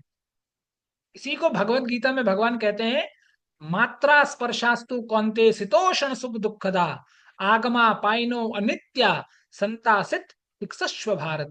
हे भरत, इन परिवर्तनों को अपने जीवन में करने का आदत बनाओ कि ये सब चीजें जब तक हम नहीं सीखेंगे तब तक हम हमारा मन विचलित रहेगा और इन चीजों को ठीक करने में ही हमारा पूरा जीवन चला जाएगा यदि हम एक्सेप्ट नहीं करेंगे। इसीलिए देखिए, जब राम को पता चला कि उनका जीवन, अब उनको वनवास जाना है, तो जब सबको सूचना पहुंचाना था, तो राम जब अपने माँ कौशल्या के पास गए तो उन्होंने बहुत सुंदर, जब कौशल्या में एक तो पता ही नहीं था, जब भगवान राम माँ कौशल्या के पास गए तो उन्होंने बस बड़े सुंदर से कहा कि पिता दिन्हा मोहि कानन राजू, जहां सब भांति मोर बड़ काजू। कानन राजू कहा कि हे माँ, दशरथ महाराज ने, पिता ने हमें कानन राजू मतलब जंगल का राजा बनाया है। हम लोग, मैं तो अवध का राजा बनने वाला था, लेकिन मेरे पिता ने हमें जंगल का राजा बनाया है। और सब कुछ तापस किए तारी, बस तापस का वेश बनाकर वो निकल गए। तो देखिए, हमारी हमें क्या सीखना है इससे कि एक वाक्य को रखने के लिए भगवान राम ने 14 वर्षों का वनवास ले लिया। लेकिन जब आजकल के हम लोग जो पीढ़ी है, वो जब जवानी निखर के आती है जीवन में, तो हमें हमारे पिता अमरीश पुरी लगने लगते हैं। और हमारे मन में एक ही बात आता है, कब हमारे पिता कहेंगे कि जाओ सिमरन जाओ जी लो अपनी जिंदगी। हमें यही लगता है कि अरे कब हमें बोला जाएगा कि जाओ जो करना है कर लो, सब बंधन तुम्हारे लिए मुक्त है, कुछ करने की जरूरत नहीं, जाओ जी लो जिंदगी अपनी। लेकिन राम ने ऐसा नहीं सोचा। राम ने सोचा कि जो वादा मेरे पिता ने किया था, किसी गैर इंसान से नहीं किया था, अपने पत्नी से किया था। यदि राम चाहते तो उसको तोड़ सकते थे, राम चाहते तो विद्रोह कर सकते थे। लेकिन जैसे गोस्वामी लिखते हैं, वो करी तर्क बढ़ा वही शाखा। इतना बात विचार करके क्या करना है, जो हमने सुना, जो हमारे किस्मत में है। जब किस्मत, जैसे बोलते हैं ना कि किस्मत खराब हो तो ऊंट पे चढ़ा हुआ इंसान को भी कुत्ता काट लेता है। तो जो हमारे किस्मत में है वही हमें मिलेगा। चाहे आप कितना भी ठोकर खा लीजिए, कितना भी कष्ट कर लीजिए, कितना भी जुगाड़ लगा लीजिए, लेकिन हमें वही मिलने वाला है जो मिलेगा। इसीलिए जो भगवान ने जो पुत्र का किरदार किया है, ये उत्तम पुत्र है। कि पुत्र, दशरथ कभी नहीं चाहते थे कि राम का वनवास हो, लेकिन फिर भी राम एक पुत्र होने के नाते दिखाने के लिए कि पुत्र को कैसा होना चाहिए, बस वो एक शब्द, एक बात को रखने के लिए अपने जीवन में 14 वर्षों का वनवास। हम लोग यदि 14 दिन की कुछ करने को कह दिया जाए, हम लोग पानी नीला हो जाता है हम लोगों का। लेकिन उन्होंने हंसते हंसते ऐसा लगा कि मतलब वनवास नहीं जा रहे हैं, कहीं ट्रिप करने जा रहे हैं, है ना, उत्तराखंड जा रहे हैं, केदारनाथ जा रहे हैं 14 दिन के लिए, ऐसा लगा। बस 14 साल वन में जाकर रह गए। मतलब ऐसा लगा कि मतलब तृण की तरह, मतलब पूरे राज्य को, अवध राज्य इतना बड़ा राज्य था, दशरथ महाराज का इतना बड़ा राज्य था, तृण के मापिक उन्होंने त्याग दिया उसको। तो इससे हमें एक और चीज पता चलता है कि जीवन में हमें कभी भी आसक्त नहीं होना चाहिए। जो जब मिला जाहे विधि राखे राम, काहे विधि रहिए। तो इसी चीज को कि जो मिला, आज यदि सूखी रोटी मिल गई तो ठीक है, आज ये घी में लगा हुआ रोटी मिल गया तो भी बढ़िया है। लेकिन घी घी में लगा हुआ रोटी ज्यादा अच्छा होता है सेहत के लिए, तो कोशिश कीजिए खाने का। नहीं मिले तो अलग बात है, नहीं, यदि रोटी भी नहीं मिली किसी दिन तो पानी पी के सो जाइए। लेकिन हम लोग जब घर से निकलते हैं तो सब व्यवस्था बना के निकलते हैं कि भाई ये भी चाहिए, ये भी चाहिए, ये भी चाहिए, पूरा एकदम मेनू रहता है एकदम, है ना, कि एक जगह कहीं डिस्टरबेंस नहीं होना चाहिए। और जहां डिस्टरबेंस थोड़ा हो गया, खास करके जब यात्रा में हम लोग चलते हैं और हमें विंडो सीट चाहिए, और विंडो सीट मान लीजिए नहीं मिला, तो देखिए राम के वहां रावण आ जाता है तुरंत। क्यों? क्योंकि हम इतने आसक्त हैं अपने एक्सेप्टेंस से। इसलिए बोला है कि तो आशा ही परमम दुखम, आशा ही दुख की जननी है। जहां विंडो सीट नहीं मिला 2 4 6 8 10 घंटे के लिए, उससे ज्यादा तो नहीं, उसके बाद तो आपको सो जाना है। अगले बार जब आप उठेंगे तो आप बेंगलोर से मथुरा पहुंच गए होंगे। लेकिन वो 8 10 घंटे के लिए देखिए हम रावण बन जाते हैं, बोले अच्छा अच्छा हमको विंडो सीट नहीं मिला, प्रभु जी ने कहा था अब विंडो सीट मिलेगा, अब हम कोई सेवा नहीं करेंगे, जाइए आप लोग जो करना करिए, इतना हम लोग दूर से आते हैं, ये साल में एक बार आते हैं, कई तरह के बहाने। क्यों?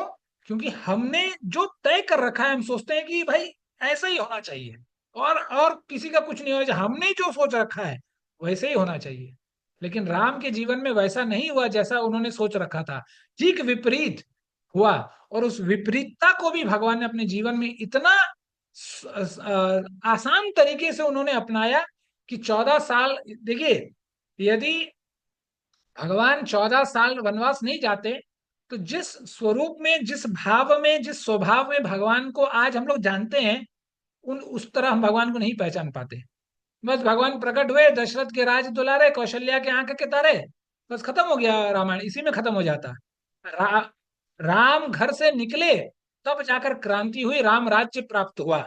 लेकिन आज के जमाने में लोग राम राज्य तो चाहते हैं, लेकिन बिना राम के चाहते हैं। लोग कहते हैं कि राम इज अ, क्या बोलते हैं अंग्रेजी में उसको, मिथोलॉजिकल कैरेक्टर, है ना, काल्पनिक कैरेक्टर है, राम तो था ही नहीं। तो इसीलिए राम हमारे जीवन में, हमारे भारतवर्ष के दर्शन है। और लोग कहते हैं कि राम जन्म जो, बहुत लोग हैं, बहुत मतलब तथाकथित बुद्धिजीवी लोग हैं, वो कहते थे कि जब तक राम जन्मभूमि नहीं बना था, तक वो कहते कि अरे ये लोग झगड़ा क्यों कर रहे हैं, आपको मंदिर ही बनाना है ना, कहीं भी बना लीजिए, कहीं भी बना लीजिए, आपको वहीं बनाने की जरूरत क्या है, मतलब। और कौन कह रहा है? हिंदू लोग ही कहते थे। और तथाकथित जो भजन करने में लगे रहते थे, ऐसे लोग कहते हैं जो भजन करते हैं, वो लोग कह रहे हैं कि अरे जन वहीं क्यों आपको मंदिर बनाना है, कहीं भी मंदिर बना लीजिए। ऐसे जब तक रहेगा तब तक राम का भाव और स्वभाव, राम का जो प्रभाव है, हमें कभी भी प्राप्त नहीं हो पाएगा। तो इसीलिए राम के चरित्र को पढ़ना और उसके एक एक बारीकियों को समझना इतना जरूरी है। और जब तक हम बहुकाल करी हरि श्रवण कीर्तन, जब बहुकाल तक करेंगे, तब जाकर राम के बारे में हम कुछ समझ पाएंगे। क्योंकि राम जितने सीधे हैं, उतना ही मुश्किल लगता है उनके चरित्रों को ग्रहण करना, है ना। इसीलिए राम जो एक पुत्र रूप में उन्होंने अपना जो किरदार निभाया, वो सर्वोत्तम है। और यदि आप एक एक लाइन, एक एक बातों को आप पढ़ेंगे वाल्मीकि रामायण और रामचरितमानस में, तो जो चरित्र मतलब भगवान करते हैं एक पुत्र के रूप में, यदि हम उनमें से यदि 1% भी अपना पाए, तो हमारा जीवन धन्य हो जाएगा। तो इसीलिए बोला कि राम सिर्फ एक किरदार नहीं, एक भगवान नहीं, वो हमारे लिए एक मतलब कैरेक्टर रोल थे कि हमें जीवन में कैसे बनना चाहिए, कि हम मनुष्य कैसे बन सकते हैं, वो सिर्फ भगवान राम के किरदार को देखकर, उनके चरित्रों को अपने जीवन में आचरण करके ही हम मनुष्य, असल में मनुष्य बन सकते हैं। नहीं तो फिर हम तो सिर्फ किताबों में ही, जैसे होता है ना, किताबों में लिखे रहते हैं, बस आइडियल में मनुष्य हैं, बाद बाकी जहां हमें कोई पिन घोप दिया, थोड़ा अवस्थाएं प्रतिकूल हो गई, तुरंत हम रावण रावण बन जाते हैं। तो इसी से ये यहाँ दिखता है, भगवान यहाँ करके दिखाया है भगवान ने कि जो आपको मिले, जब मिले, जैसे मिले, उसको स्वीकार करने का प्रयास कीजिए। अभी कुछ दिन पहले कहीं किसी से वार्तालाप हो रही थी, तो आजकल के बच्चे भी ऐसे ही हैं कि माँ बाप को, घर में किसी को बिना बताए ही माँ बाप को वृद्धाश्रम में डाल दिया, मतलब ऐसा डाला कि माता पिता गुजर गए, लेकिन अंतिम संस्कार तक अच्छा से उनको नसीब नहीं हुआ। तो ऐसे भी बच्चे हैं जो ऐसा महान काम भी करते हैं। तो ये सब क्यों हो रहा है? क्योंकि हमने राम को अपने जीवन में कभी अपनाया नहीं। हमने राम को सिर्फ वही लाल कपड़ों में बांध कर, उसका गला दबाकर घर के कोने में रखा। इसीलिए हमने कभी राम को अपने जीवन में आने ही नहीं दिया। इसीलिए ये जितने भी आज समाज विकृत है, वो क्यों है? क्योंकि हमने कभी राम को, राम के चरित्र को, रामायण को कभी अपने जीवन में, अपने घर में ना चर्चा किया, ना वार्तालाप की, ना खुद पढ़ा, ना अपने बच्चों को पढ़ाया। बच्चे कैसे पढ़ेंगे जब खुद ही अनपढ़ गवार है, जब खुद ही नहीं पढ़ सक रहे हैं, बच्चों को हम क्या पढ़ाएंगे?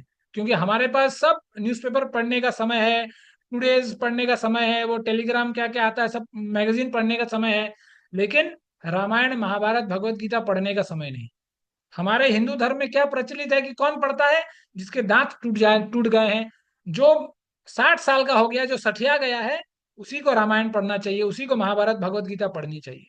लेकिन जब हम जवानी में ही, देखिए मुस्लिम पंथ में ये बात सबसे अच्छी चीज है कि वो बचपन से ही वो आधा कुर्ता और टोपी लगाकर मदरसे भेज देते हैं कि भाई पढ़ के आओ। अब वहां अलग बात है कि वो बम बनाते हैं कि बंदूक बनाते हैं, वो क्या बनाते हैं वो बात की बात है, लेकिन मदरसे जरूर भेजते हैं कि भाई जाओ कुरान पढ़ के आओ। अब कुरान में क्या लिखा है क्या नहीं लिखा है वो बात की चर्चा है, लेकिन कम से कम भेजते हैं। लेकिन हम लोग कभी नहीं भेजते कि कहीं डर से कि हमारा बेटा साधु ना बन जाए। लेकिन साधु बनने में माँ बाप को तकलीफ है, लेकिन शादी करके जब बहू घर से निकाल दे वो ठीक है, वो अच्छा है, वो तो कम से कम चलो बेटा अपने पास है, लात खाने तैयार हैं, लेकिन अपना बेटा साधु ना बन जाए। इसीलिए हमें भगवत गीता भागवत नहीं पढ़ाना है अपने बच्चों को। तो इसीलिए राम जब तक हमारे जीवन में नहीं आएंगे तब तक ये जो गृह कलह है वो हमेशा चलते रहेगा, चलते आया है और चलते भी आएगा। इसी चीज को भगवान ने अपने जीवन से सिखाया है कि यदि आपको शांति चाहिए जीवन में तो हर परिस्थिति के अनुकूल होना सीखिए। यदि नहीं होंगे तो कभी भी हम जीवन में आगे नहीं बढ़ पाएंगे। और राम, जिस तरह हम आज राम को देखते हैं उस तरह हम कभी भी अपने आप को दर्शा नहीं पाएंगे। ठीक है, तो ये पहला किरदार था। दूसरा किरदार है पति। देखिए पति जो होता है वो घर का एक तरह से मुखिया होता है जो घर को चलाता है। और जो मुखिया होता है उसका काम है कि घर में जो भी है सबको उसके हिस्सा, उसके हक का खुशी व्यवस्था सब कुछ प्रदान करें। इसीलिए देखिए जब वनवास हुआ, जब सीता मैया भी भगवान के साथ जाना चाहती थी तो भगवान ने मना किया। भगवान ने बोला नहीं नहीं नहीं, तुम्हें नहीं जाना है। पिता ने मुझे 14 साल का वनवास दिया है, आपको नहीं दिया है, आपको घर में रहना है। इसलिए वो शिक्षा देते हैं अपनी पत्नी को क्या, कि एही ते अधिक धर्म नहीं तूजा, सादर सासु ससुर पद पूजा।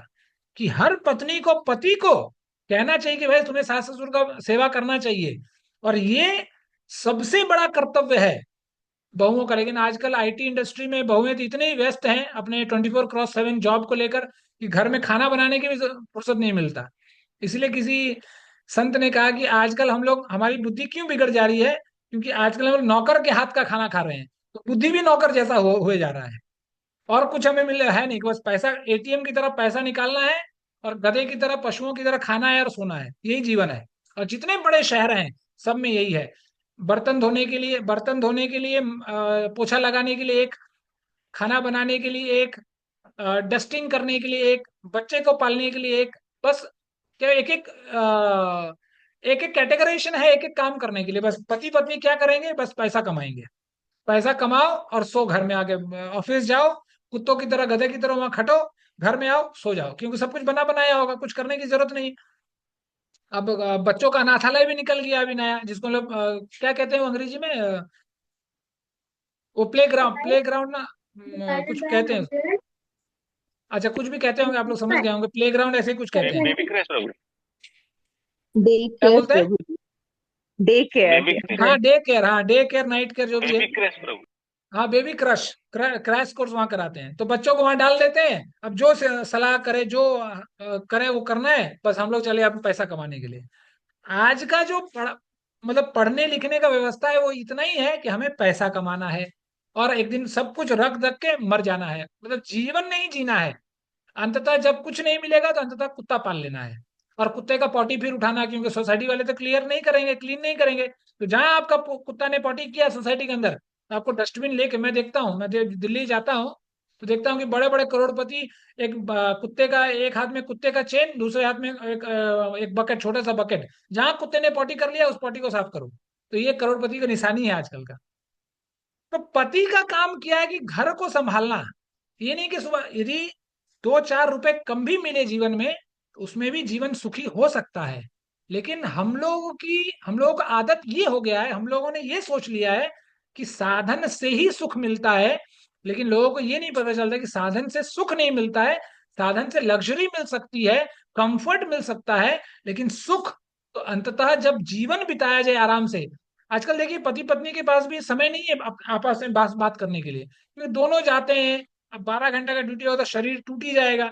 आते के साथ किसी तरह खाना है, पेट भरने के लिए खाना है। अब ऑफिस में पिज्जा मिल गया तो वो भी गटक लेते हैं, घर में आके सो जाना है। लेकिन राम ऐसे पति नहीं थे। राम जानते थे कि पत्नी को क्या करना चाहिए। इसीलिए राम बहुत सुंदर एक काम करते हैं जो हर पति को करना चाहिए, और मेरे गुरु महाराज भी यही बहुत बात बताते हैं। गोस्वामी जी पदों में उद्धृत करते हैं कि एक बार चुनी कुसुम सुहाए, निज कर भूषण राम बनाए, सीता ही पहिराए प्रभु सादर, बैठे फटिक शिला पर सुंदर। तो देखिए ये शब्द बहुत महत्वपूर्ण है। मुझे पता नहीं आप लोगों ने कभी गौर किया होगा कि नहीं। रामायण में जब भी ये शब्द उद्धृत हुआ है एक बार, और भागवत में इसी का पर्यायवाची मिलता है आपको। जब सुखदेव महाराज बोलते हैं एकदा, जब जब सुखदेव महाराज एकदा कहते हैं और यहाँ तो गोस्वामी जी एक बार कहते हैं, तो इससे हमें पता चल जाता है कि अब कुछ मजेदार आने वाला है, कुछ बढ़िया टॉपिक आने वाला है। आप कभी भी आप देखिए भागवत में, वहां जब भी शब्द आया है एकदा, मतलब कुछ रोचक कहानी सुखदेव महाराज बताने वाले हैं। और इसीलिए यहाँ गोस्वामी जी क्या बोल रहे हैं, एक बार। कितने कितने सुंदर शब्दों में पिरोया है। देखिए गोस्वामी जी वो बोलते हैं कि एक बार चुनी, चुनी कुसुम सुहाए, मतलब भगवान राम बाहर जाकर, बगीचे में जाकर चुनी कुसुम, कुसुम का मतलब होता है फूल, फूलों को चुनकर, निज कर, अपने ही हाथों से, निज कर भूषण, भूषण का मतलब है माला, निज कर भूषण राम बनाए, मतलब अपने ही हाथों से फूलों को चुनकर लेकर आते हैं, और एक सुंदर सा माला माँ सीता के लिए वो बनाते हैं। सीता ही पहिराए, और सीता महारानी को पहनाते हैं प्रभु सादर, बैठे फटिक शिला पर सुंदर। मतलब आप लोग यदि कभी चित्रकूट गए होंगे तो एक जगह पर स्फटिक शिला है ना, जहां पर आपका ये मैत्री मुनि और अनन्य उनका नाम क्या है, उनका नाम क्या है, अरुंधति माँ नहीं, कहाँ पर है? चित्रकूट कोई गया है जहां पर गौतम मुनि की अत्रि मुनि, अत्रि मुनि, अहिल्या नहीं, अहिल्या नहीं, क्या नाम है उनका, अत्रि मुनि के पत्नी का नाम क्या है? अनुसुईया अनुसुईया। माता। अनुसुईया, अनुसुईया करेक्ट। वो उसके पास में ही है एक जगह जहां पर स्फटिक शिला बोलकर है, जहां पर वो शिला आज भी है, जहां पर भगवान राम सीता मैया का श्रृंगार किया करते थे। तो इतना सुंदर, इतना ख्याल भगवान राम किया करते थे अपनी पत्नी के लिए। इसीलिए मेरे गुरु महाराज कहते हैं कि हर पति का ये कर्तव्य है कि अपनी पत्नी को साज सामान, श्रृंगार, वस्त्र, आभूषण सब प्रदान करे हमेशा। लेकिन एक और संत ये भी कहते हैं कि अच्छी पत्नी वो है जो अपने पति से ज्यादा डिमांड ना करे। तो इस दोनों बातों को संतुलन में कर रख लीजिए फिर। तो इसीलिए एक पति का हमेशा ये जिम्मेदारी है कि अपने पत्नी का ख्याल करना चाहिए। देखिए राम, बहुत लोग सवाल उठाते हैं कि, और रामायण खास करके माताएं सवाल उठाती हैं। वो एक माताएं आती थी, माता जी ने 2-4 क्लास अटेंड किया था शायद गीता ज्ञान 10 में। वो उन्होंने एक ही सवाल किया शुरू से लेकर अंत तक, राम जी ने स्त्री को शूद्र क्यों कहा गया, है ना। और आज के समाज में सबसे बड़ा राम पर जो आरोप लगाया जाता है कि राम ने सीता को वनवास क्यों दिया, राम ने अपने सीता को अपने घर से क्यों निकाल दिया। किसी ने जब सवाल किया कि, सवाल देखिए बड़ा सुंदर है सवाल, में सवाल भी पढ़ा लिखा वाला है ना। किसी ने यह सवाल पूछा कि अच्छा सर ये बताइए कि हमारे हिंदू धर्म में पुराण कालों से ये देखा गया कि पत्नी हमेशा सेवा करती है ना, पति की सेवा करती है। तो उसने फिर उदाहरण भी दिए कि जब आप लक्ष्मी नारायण का चित्र देखते हैं तो लक्ष्मी जी को नारायण के चरणों के पास ही बैठे हुए देखते हैं। क्यों भाई, वो सेवा कर रही है, वो तो बराबर क्यों, क्योंकि आजकल का जो समाज है ना, वो है ना, why should boys have all the fun, है ना, everyone girls should rub their shoulders with boys. ऐसा आता है कि लड़के लड़कियों के आप कंधा कंधा मिलाकर चलना चाहिए, है ना, ऐसा वाला बात है। तो उन्होंने कहा कि अच्छा ठीक है, आपने रामायण पढ़ा है? Sir no no no no sir. तो उन्होंने कहा देखो हमारे हिंदुओं का हाल ये है, रामायण का तो रॉ पता है नहीं, और सवाल पूछ रहे हैं सतयुग से, लक्ष्मी नारायण के यहाँ से। उनको बस यही दिखता है कि लक्ष्मी जी नारायण के पैरों में बैठी हैं, लेकिन उनको ये पता नहीं है कि नारायण लक्ष्मी को अपने वक्षस्थल पर जगह देते हैं, लेकिन उस वक्षस्थल को छोड़कर लक्ष्मी उनके चरण को पकड़ कर रखती है ना। क्योंकि हमें रामायण से कोई सालुकार तो है नहीं, हमें तो सिर्फ प्रश्न पूछना है कि भाई वुमेन वुमेन एम्पावरमेंट हमारा ही एक ऐसा सनातन धर्म है जहां पर स्त्रियों को देवी कहा जाता है ना। होम मिनिस्टर देवियों के लिए आता है, पत्नियों के लिए आता है, किसी भी पति के लिए होम मिनिस्टर कभी नहीं आता है। होम मिनिस्टर ये जो शब्द है वो सिर्फ गृहस्थी गृह पत्नी के लिए आता है। और हमारा सनातन धर्म इतना विलक्षण है कि देखिए पुरुष से ये अधिकार छीन लिया गया कि ये बोला गया कि जब एक पुरुष विवाह कर ले तो कोई भी सत्कर्म करने के लिए उसको अपने पत्नी की आवश्यकता है। यहां तक कि राम भी, रामायण भी इसका सबूत है कि जब भगवान को भी जब राजसूय यज्ञ करना पड़ा, जब सीता मैया नहीं थी तो उनको बोला कर नहीं बिना पत्नी के हो नहीं सकता, तब उन्होंने विग्रह बनाया सोने का, ये वगैरह वगैरह जो भी है। तो इतना इज्जत दिया गया हमारे सनातन धर्म में कि जब तक पत्नी नहीं हो तब तक कोई भी एक पुरुष विवाह के बाद कोई भी सत्कर्म नहीं कर सकता। कोई भी सत्कर्म करने से पहले आपको संकल्प करवाते हैं पंडित जी, है ना। तो उस संकल्प में पति पत्नी जब नहीं हो तो संकल्प पूरा नहीं हो सकता। इसीलिए कहा गया कि हो सकता है कि एक घर के चार दीवारी छत पुरुष हो सकता है, लेकिन उस घर में यदि रोशनी है तो वो स्त्री है। स्त्री एक घर में रोशनी की तरह रहती है, और बिना रोशनी घर अंधेरा हो जाता है। और जो बड़े बड़े बंगले होते हैं, जिन बंगलों में रोशनी नहीं होती, उन बंगलों को हम लोग भूत बंगला ही कहते हैं और कुछ नहीं कहते। तो इतना इज्जत दिया गया, फिर भी हमारे आज के नौजवान पीढ़ियों को लगता है कि राम ने सबसे बड़ा। एक मैं जब कॉलेज में था ऐसे ही है ना, उस समय तो बेकार की बातें थोड़ी होती थी। तब किसी ने कह दिया कि अच्छा अच्छा हम मैं कृष्ण से शादी करूंगी, कृष्ण जैसा लड़का चाहिए मुझे। तो मैंने बोला कि अरे कृष्ण तो 20-25 रखा होता है, 16,108 रखे थे, तो तुम्हारा भी पति ऐसा रखने लग गया। बोले, हाँ यार ये तो ठीक नहीं है। अच्छा ठीक है, हम मेरा पति राम जैसा होना चाहिए। तो मैंने बोला अरे राम से शादी करोगे तो वनवास भेज देगा तुम्हें। हाँ यार ये भी सच है, किससे शादी, अरे ये बड़ा दिक्कत वाली बात है, किस तरह का लड़का चाहिए। मतलब हमें, जैसे बोलते हैं ना हमारे बिहार में कहावत है कि जितने का बबुआ नहीं उतने का झुंझुना। खुद में तो इतनी ताकत नहीं है कि एक दिन कुछ व्यवस्था बना सके, और शादी करना है हमें राम और कृष्ण जैसे लड़कों से। पहले खुद तो सीता और लक्ष्मी बन जाओ, फिर राम और कृष्ण के बारे में सोचना। तो इसी तरह यदि आप रामायण पढ़ेंगे तो राम चाहते तो किसी से भी शादी कर सकते थे, अरे वो अवध के युवराज थे। लेकिन आप देखेंगे तो नेशनल नहीं, उन्होंने इंटरनेशनल फाइट किया। मतलब एक अपने देश को छोड़कर दूसरे देश में जाकर पूरे देश को मतलब क्या बोलते हैं, मैप से उड़ा दिया। इसीलिए वहां गए बोल के श्रीलंका का नाम आज हम लोग जानते हैं, नहीं तो कौन जानता था श्रीलंका को। आज भी वो खोजना पड़ता है श्रीलंका कहाँ है नक्शे में। सिर्फ अपनी पत्नी को खोजने के लिए, मतलब इतना संघर्ष करते हुए, मतलब अवध से चलकर कहाँ साउथ इंडिया, पता नहीं वो तमिल तमिल केरलियन हो गए, किस भाषा में बात करते होंगे पता ही नहीं चलता होगा। तो इतना जद्दोजहद करते हुए ये भी भगवान कहते हैं कि एक बार कैसे हूं सुधी जानो, काल हूं जीती निमिष महु आनो। कि कैसे भी एक बार यदि सीता का पता चल जाए मुझे, काल हूं जीती, मतलब काल को भी जीत कर, और कैसे, एक क्षण में, निमिष महु आनो, उनको मैं एक क्षण में मैं ले आऊंगा। इसके बाद भी यदि राम के चरित्र पर उंगली उठाते हैं तो मैं तो सोचता हूँ ये दुर्भाग्य है हमारे जीवन का कि आज की जो नौजवान पीढ़ी है वो राम को वो समझ ही नहीं पाए कि राम आखिर क्या थे। सीता को अग्नि परीक्षा देनी गई, आपको यदि किसी कमरे में बंद कर दें तो जब आपको निकलना हो तो उसी कमरे का दरवाजा खोलना पड़ेगा ना, कि भाई बाथरूम का दरवाजा खोलना पड़े कि भाई बाथरूम से निकलो।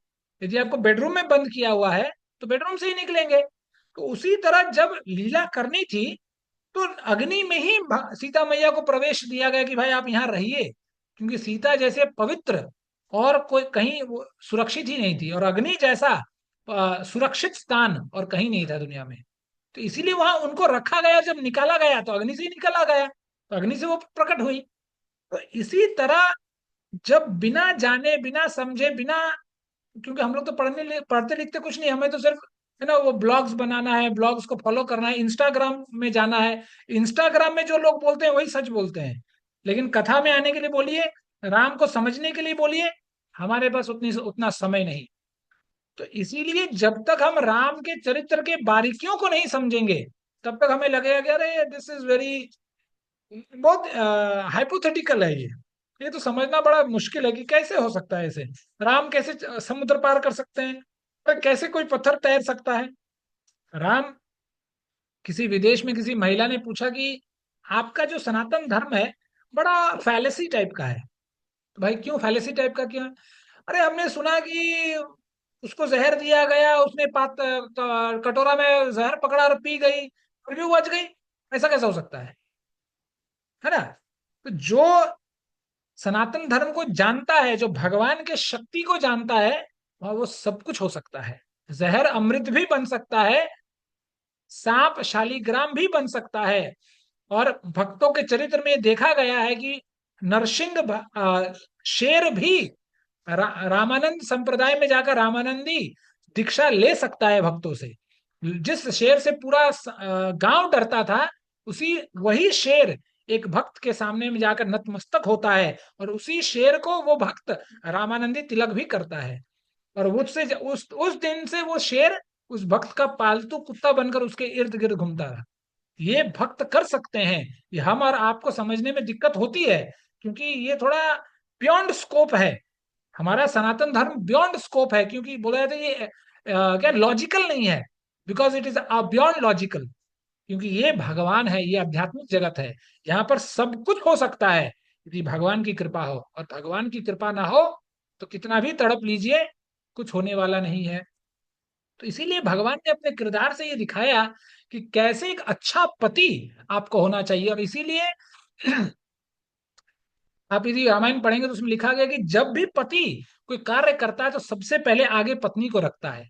इसलिए आप देखेंगे जब भगवान केवट के नाव में बैठे और वो आगे चलने वाले थे, तो सबसे पहले नाव में सीता मैया को वो चढ़ाते हैं। इसलिए नाव गोस्वामी जी लिखते हैं कि चढ़े चढ़े रघुराई, है ना, प्रिया चढ़ाई चढ़े रघुराई, कि पहले अपने प्रिया को वो नाव में चढ़ाते हैं और फिर खुद आगे बढ़ते हैं। तो इसीलिए जो पत्नी है, जैसे बोलते हैं ना कि जो साइकिल है, साइकिल का पहला पहिया यदि पत्नी है तो पीछे वाला जो पहिया है वो पति है। इसमें कहीं ये नहीं है कि वो बड़ा ये छोटा। आजकल हो गया है, आजकल हम लोग इतने अपने आप को तुलना करने लगे हैं कि अच्छा पत्नी अच्छा कि पति अच्छा। अच्छा ये बताइए कि जो नदी है, नदी की दो धार होती हैं, दो दो कोने में दो धार, तो दोनों धार धार में कौन अच्छा है और कौन खराब? दोनों अच्छे हैं, दोनों खराब हैं। यदि भूचाल आता है तो दोनों तरफ से लहरें उठती हैं, और अच्छे होते हैं तो दोनों मंद मंद हवाएं देती हैं।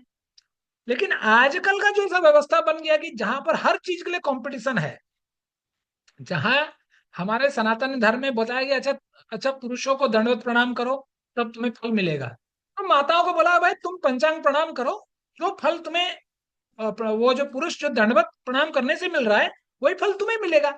लेकिन आजकल के स्त्रियों नहीं नहीं नहीं, why should boys have all the fun, competition, कि वो जो कर रहा है हमें भी वही करना है।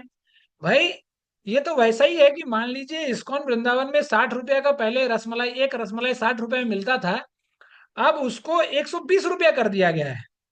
और सिर्फ पुरुषों को लिए, पुरुष खरीदेंगे तो 120 रुपए, महिलाएं खरीदेंगी तो फ्री, क्योंकि उनको तो पैसा चाहिए। अब वो महिलाओं का पैसा पुरुषों से ले रहे हैं, लेकिन यहाँ महिलाओं को क्या है कि नहीं नहीं अरे फ्री का क्यों खाएंगे, अरे जब तुम्हें डिस्काउंट में मिल रहा है तुम खाओ आराम से, तुम क्यों चिंता है भाई। लेकिन कंपटीशन हर जगह, बेफिजूल कंपटीशन, जहां पर करना नहीं है, कुछ जरूरत नहीं है, लेकिन वहां हमें मगजमारी करनी है। और जिसके कारण आज जो समाज इतना असंतुलित हो गया है, आज जो इतने अनाथालय खुल गए हैं क्रक्स के नाम पर, वो क्या है, play play care, day care, night care, जो भी नाम पर खुल गए हैं, क्यों? क्योंकि हमारे दांतों में खून का पैसा प्यास लग गया है। और ऐसे सब नहीं है, 90%, लेकिन कुछ अच्छे भी हैं। मैं खुद जानता हूं, मैं जब हैदराबाद में था, पत्नी डॉक्टर है, गुजरात गवर्नमेंट में डॉक्टर थी वो, लेकिन उसके पति एक मेडिकल कंपनी में काम करते हैं, नोवार्टिस बोलकर एक कंपनी है जिसमें काम करती हैं। तो वो हैदराबाद में और वो प्लांट में काम करते हैं। अपने बच्चे कैसे रहेंगे अकेले बोलकर वो अपनी नौकरी छोड़कर हैदराबाद में रहती है अपने पत्नी पति के पास, कि नहीं नहीं, आज तक उसने अपने बच्चों को कभी भी किसी भी डे केयर वो बेकार की चीजों में कभी नहीं उन्होंने डाला। वो यही कहते हैं कि मेरे बच्चे को मैं पालूंगी ना, किसी दूसरे के हाथ से क्यों पलवाऊंगी? वो अनाथ थोड़ी है, हम लोग अभी जिंदा है हम लोग। तो उन्होंने अपना नौकरी भी छोड़ा, उनका भी घर चल रहा है, अच्छे से रह रहे हैं, आराम से खा रहे हैं, पी रहे हैं, ऐश कर रहे हैं, आराम से रह रहे हैं। लेकिन हमें अपने अपने जिंदगी से ज्यादा हमें अपने करियर पर ज्यादा ध्यान है, कि करियर चाहिए हमें। कि आज लोगों को ये पता नहीं कि करियर के चक्कर में हमारा घर बिगड़ रहा है, लेकिन लोगों को लगता है कि नहीं, वुमेन एम्पावरमेंट अच्छा बात है। लेकिन भगवान जानते थे कि एक पत्नी के लिए क्या अच्छा है, इसीलिए भगवान ने उपदेश भी देते हैं कि सादर सासु ससुर पद पूजा। कि यदि आप जीवन में अपने माँ बाप का, अपने सास ससुर का आपने अपनी सेवा कर लिया, तो ये एक ऐसा काम है जो काल भी आपसे छीन नहीं सकता। लेकिन हमें लगता है कि अरे ये सब बेकार चीजें हैं, सब आउटडेटेड हैं सब, हमें तो अकेले रहना है। इसलिए आजकल घर पट गया है, देखिएगा। आजकल जहां जहां पहले आप भी अपने देखिए, अपने माता पिताओं को देखिए, अपने उनके माता पिताओं को देखिए, एक कमरे में 10 लोग रहते थे, है ना। मेरे ही ननिहाल का हाल था कि एक घर में हम लोग तो मतलब पहले मम्मी को बोलते थे कि हमारे घर में पूरा क्रिकेट टीम है विथ एक्स्ट्रा, है ना। पांच बहन, 4 भाई, माता पिता 11 हो गए। एक मेरी नाना जी की एक बहन थी जो मतलब बचपन में ही विधवा हो गई थी, तो वो भी बचपन में ही रहती थी। मतलब 5 बहन, 4 भाई, 9, माता पिता 10, 11, एक एक्स्ट्रा। तो हम लोग मम्मी मम्मी को बोला करते थे कि अरे आपके घर में तो पूरा क्रिकेट टीम है। इतना बड़ा परिवार एक घर में रहता था, छोटा सा 2-4 कमरे हैं। लेकिन आज एक कमरे में दो परिवार नहीं रह सक रहे हैं, माता पिता के साथ बच्चे नहीं रह सक रहे हैं। क्यों? क्योंकि सबको आजादी चाहिए, है ना। इसी इसी धरा भूमि पर लोग चित्कार कर रहे हैं कि भारत, क्या भारत से हमें आजादी चाहिए, अब भारत से हमें आजादी चाहिए। भाई भारत में तुम्हें किसने गुलाम कर रखा है? लेकिन ये हमारा दुर्भाग्य है हमारे देश में कि भारत भूमि में खड़े होकर, राम की भूमि में खड़े होकर लोग कह रहे हैं, है ना, कि भारत तुम्हारे टुकड़े होंगे इंशाअल्लाह इंशाअल्लाह। तो ये ऐसे पढ़े लिखे लोगों का क्या करना है? मतलब ये दुर्भाग्य है कि ये सब भी सुनने को मिलता है आजकल हमारे दुनिया में, हमारे देश में। तो जब तक हम राम को नहीं समझ पाएंगे, कितना भी राजनीति कर लें, कितना भी कुछ कर लें, हमारा जीवन दुर्भाग्य ही रहेगा। तो इसीलिए एक अच्छा पति हमें जीवन में प्राप्त करने के लिए हमें तपस्या भी जीवन में चाहिए। ऐसा नहीं कि अपना तो कुछ है नहीं, हमें राम और कृष्ण ही चाहिए पति के रूप में।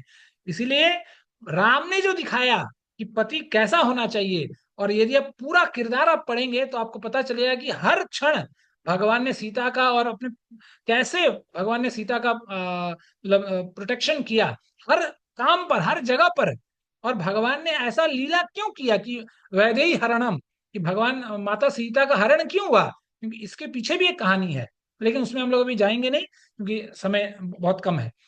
फिर आगे चलकर भगवान ने बहुत अच्छा रोल निभाया एक मित्र के रूप में। जो भगवान ने सुग्रीव को वादा किया कि तुम्हारा हेल्प हम जरूर करेंगे, क्योंकि तुम दीन दयाला, भगवान दीन दयाल हैं। जो दीन है भगवान उनके मित्र हैं। तो जो मित्र है वो हमेशा हमारे जीवन में, देखिए मित्र एक ऐसा एस्पेक्ट है, अब वो हमारे जीवन से खत्म हो गया है। क्योंकि गोस्वामी जी कहते हैं कि धीरज धर्म मित्र अरुणारी, आपद काल पर कहीं चारी। कि जो आपका सच्चा मित्र है वो कब पता चलता है? जब जीवन में आपातकालीन स्थिति आती है। नहीं तो वाहवाही करने के लिए अच्छे समय पे तो पूरा समाज हमारे साथ रहता है, लेकिन जब हमारे जीवन में बुरा काल आता है, हमें कुछ सहायता की जरूरत पड़ती है, देखिएगा कोई हमें नजर नहीं आता आजकल स्क्रीन पर। क्योंकि हमारा जो आज मित्रता है, ये जो रिलेशन है, वो एक दिखावे वाला रिलेशन हो गया है। अब इसमें मजबूती कहीं नहीं है। आप देखिए, आप यदि आप अपने जीवन में थोड़ा पीछे जाएं तो आप देखिए कि आपका जो सबसे पुराना मित्र है वो कितने सालों से आपका मित्र है। 1-2 साल, 4 साल, 5 साल। क्या कोई हमारा ऐसा कोई मित्र है जो पिछले हमारे 10 साल से है? जिसके साथ हमने, कोई हमारा क्या मित्र है जो जिसके साथ हमने केजी में पढ़ाई किया था वो आज तक हमारा मित्र है? महीने में एक बार कम से कम व्हाट्सएप पे ही कम से कम बात करते हैं? नहीं मिलेगा हमारे जीवन में।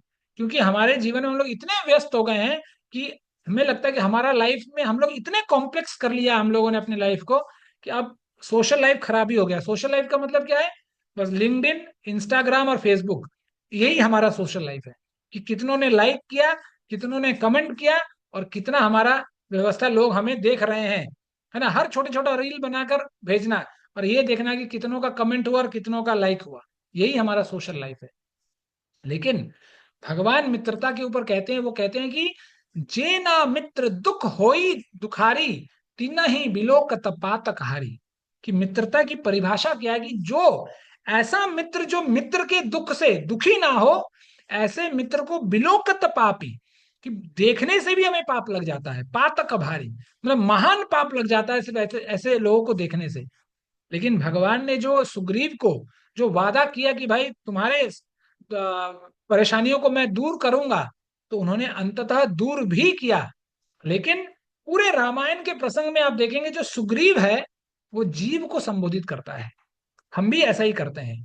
हम भगवान के पास जाते हैं कि ठाकुर जी ऐसा कर दीजिए, वैसा कर दीजिए, थोड़ा व्यवस्था बना दीजिए।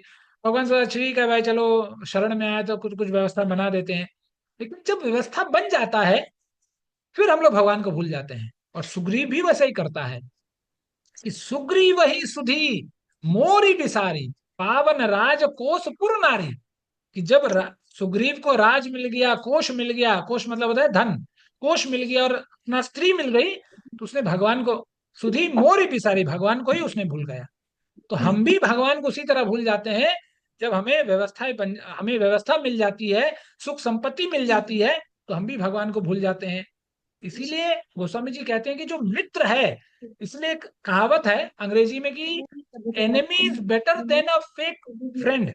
कि दुश्मन एक मतलब होता है ना, मुंह में राम बगल में छुरी वाला, उस तरह के दोस्त से एक दुश्मन ही अच्छा है। कम से कम हमें पता तो रहे कि भाई जब अटैक कर रहा है कौन अटैक कर रहा है। तो इसीलिए कहते हैं कि मित्रता, एक फ्रेंडशिप जो इतना गाढ़ रिश्ता है, ये सिर्फ आज रहने दिखाने के लिए ही है और किसी के लिए नहीं। इसीलिए गोस्वामी जी कहते हैं कि सेवक शठ, नृप कृपन, कुनारी, कपटी मित्र, सूल सब चारी। ये जो चार हैं सूल के समान है। इसलिए ऐसे मित्रों को, मित्रता हमें ऐसे लोगों से नहीं रखना चाहिए जो हमें जीवन में हमेशा आपत्तिकालीन स्थिति में ही पहुंचाएं। ऐसे मित्रों के साथ मित्रता ना करें जीवन में, जो हमें हमेशा गलत रास्ते में ले जाएं। उनके साथ हमें जीवन में कभी भी दोस्ती नहीं करनी चाहिए। इसीलिए कहा गया कि जो मित्र मित्र है, मित्रता का सर्वप्रथम रेस्पॉन्सिबिलिटी क्या है? वो कहते हैं कि कुपथ निवारी सुपंथ चलावा, गुण प्रगटय अब गुण ही दुरावा। कि जो दोस्त है उसको अपने दोस्त को कुपथ से निकालकर सुपथ में चलाना चाहिए और उसके गुणों को प्रकट करना चाहिए। और अब गुण ही दुरावा, कि उसके जीवन में जो भी अवगुण है उसको किसी ना किसी तरीके से उसको हटाने का प्रयास करना चाहिए, छुपाने का प्रयास नहीं करना चाहिए। ये ऐसा प्रयास करना चाहिए कि चाहे कोई सिगरेट पीता हो, चाहे कोई नशा करता हो जाती है संगत में। लेकिन यदि हम सच्चे दोस्त हैं तो हमें ये समझना चाहिए कि नहीं, ये हमारा दोस्त गलत मार्ग में चल रहा है, इसको खींच कर वापस लाना होगा। तभी हम सही मायने में दोस्त हैं। और दोस्ती तभी काम आती है जब आपातकालीन स्थिति आती है, जब हमें सामने वाले की जरूरत हो, और उस समय यदि हम काम में आ गए तो सही मायने में हम दोस्त हैं। नहीं तो फिर तो हम तो दिखावे के लिए ही दोस्त हैं। इसलिए भगवान ने जो सुग्रीव के साथ जो किरदार किया है दोस्ती का, अब देखेंगे अंत से ले शुरू से लेकर अंत तक भगवान ने उसका साथ दिया। हर समय उसको मतलब बाली से लड़ने की उसकी तो औकात नहीं थी, लेकिन फिर भी भगवान बीच में आते थे, आते आते हैं। और बाली से भगवान का कोई शत्रुता नहीं थी। लेकिन जो सुग्रीव भगवान की जो शरण में आता है, उस शरण के लिए भगवान बाली से फाइट करते हैं। भगवान बाली का बाली को मारते हैं भगवान, और सुग्रीव को मुक्त करते हैं। तो भगवान हम पर कृपा करते हैं। भगवान ही सुहृदम सर्वभूता नाम, है ना, भगवान ही सबसे बड़े हमारे सुहृदय हैं। लेकिन जब व्यवस्था बन जाती है, जब हमारे अच्छे दिन आ जाते हैं, हम भगवान को भूल जाते हैं। तो भगवान ने यह मित्रता का भी मित्रता कैसी करनी चाहिए ये करके दिखाया। और अंत में भगवान एक सही मायने में भगवान ने राजा होकर भी दिखाया कि भगवान के राज्य की व्यवस्था कैसी थी। तो गोस्वामी जी कहते हैं कि देहिक दैविक भौतिक तापा, राम राज नहीं काहुई व्यापा, सब नर करही परस्पर प्रीति, चलहि स्वधर्म निरत श्रुति नीति। कि भगवान के राज्य में दैहिक दैविक भौतिक तापा, किसी को भी नहीं क्लेशता था। राम राज नहीं काहुई व्यापा, राम राज्य में किसी को भी किसी प्रकार का कष्ट नहीं था। लेकिन हमारे जीवन में कष्ट ही कष्ट है। क्यों? क्योंकि हम लोग राम राज्य चाहते तो हैं, लेकिन राम को नहीं चाहते। क्योंकि यदि राम को चाहने का मतलब है, राम को चाहने का मतलब है उनके चरित्रों को भी अपने जीवन में अपनाएं, उनके गुण को भी अपनाएं। कि अच्छा पति हो, अच्छा राजा हो, अच्छा पुत्र हो, इन्हें की पत्नी ने थोड़ा सा ज्यादा नमक डाल दिया तो बस हो हल्ला मचाने लगे घर में कि भाई अभी ऐसा लगता है कि ओसामा बिन लादेन ने रॉकेट छोड़ दिया है। अरे नमक ज्यादा हो गया तो ठीक है, आगे पीछे हो ही जाता है जीवन में। कभी कभी आप भी बना लिया कीजिए खाना। जैसे भगवान खुद फूलों की माला भगवान सीता मैया के लिए वो बनाते थे। कभी कदार आप भी प्रसाद बना लिया कीजिए घर पर, माता जी को रेस्ट दीजिए। लेकिन हमें बैठे बैठे ही चाहिए, क्योंकि हमें तो आदत हो गया बैठा बैठा है खाने का। तो कभी कभी थोड़ा मेहनत हमें भी कर लेना चाहिए जीवन में। तो इसीलिए गोस्वामी जी कह रहे हैं कि ना तो दैहिक कष्ट है, ना तो दैविक कष्ट है, ना तो किसी प्रकार का भौतिक कष्ट है राम राज्य में। यही राम राज्य की विलक्षणता है। यदि हम राम को जीवन में अपनाएंगे तो ये तीनों प्रकार का कष्ट हमारे जीवन से चली जाएगी। सब नर करही परस्पर प्रीति, एक दूसरे के साथ हम सब में प्रीति होनी चाहिए। लेकिन हम लोग तो एक दूसरे को टोपी पहनाने में लगे रहते हैं कि कब कैसे किसी को टोपी पहनाए और अपना काम निकाले।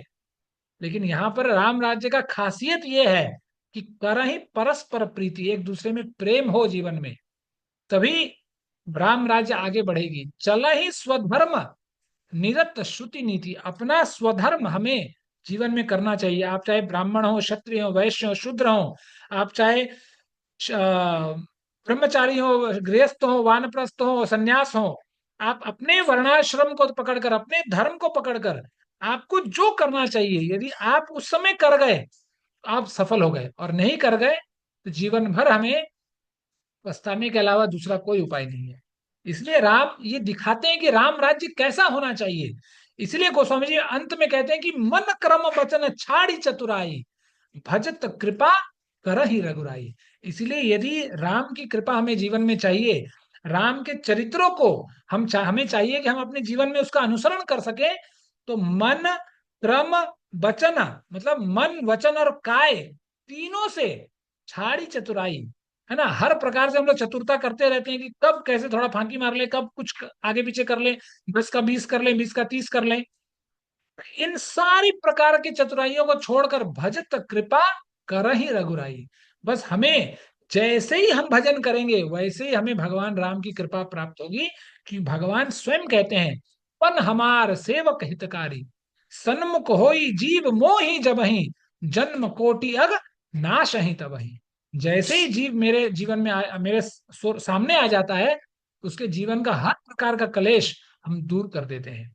तो इसलिए भगवान ने एक मतलब राजनीति भी करके दिखाया। देखिए भगवान की राजनीति कितना मतलब व्यवस्थित व्यवस्थित है। कि जब भगवान ने सुग्रीव के साथ व्यवस्था बनाई और जब भगवान ने बाली को मारा, तो भगवान चाहते तो सुग्रीव का जो किष्किंधा है, किष्किंधा कांड है, तो वो किष्किंधा जो ग्राम है, नगर है, उसी के ऊपर वो कांड का नाम पड़ा किष्किंधा कांड, जहां पर सुग्रीव से मिलन होता है, बाली बाली का नर्दलन होता है। तो किष्किंधा पर अभी भगवान तो 4 भाई थे, वनवास के बाद भगवान जाते अवध के राजा बन जाते। तो भगवान किष्किंधा में शत्रुघ्न को या लक्ष्मण को बैठा सकते थे कि भाई तुम यहाँ का राजा बन जाओ, हमने इसको जीत लिया। लेकिन भगवान ने ऐसा नहीं किया। भगवान ने उससे उसको वहां के दुराचारियों को हटाया, लेकिन खुद कभी उस पर शासन नहीं किया। जो शासन था, अंगद को युवराज पद और सुग्रीव को राजपद दिया उन्होंने। तो यही भगवान की विलक्षणता, यही भगवान की डिप्लोमेसी है। कि भगवान देखिए आज के पॉलिटिक्स में यही सीखना है जी, जो पॉलिटिक्स में है कि सब कुछ करने के बाद भी भगवान ने कभी वाहवाही नहीं लिया। नहीं तो भगवान चाहते तो भगवान कॉन्कर कर सकते थे किष्किंधा किष्किंधा को, लेकिन उन्होंने नहीं किया। उन्होंने सुग्रीव को बोला भाई तुम आराम से राज करो और अंगद को युवराज पद दो, और वहां से आगे निकल गए। और सेम चीज आप लंका में भी देख सकते हैं। इतने बड़े लंका को जीतने के बाद भगवान खाली हाथ आ गए, कुछ नहीं किया, बस जिसके लिए गए थे उसको लेकर वापस आ गया, और लंकेश विभीषण को वहां का राजा बना दिया गया। यदि भगवान चाहते तो लक्ष्मण को शत्रुघ्न को वहां बैठा सकते थे, वहां का राजा बना सकते थे और बोल सकते थे कि भाई आज से तुम अवध के अंडर में। लेकिन भगवान ने ऐसा नहीं किया।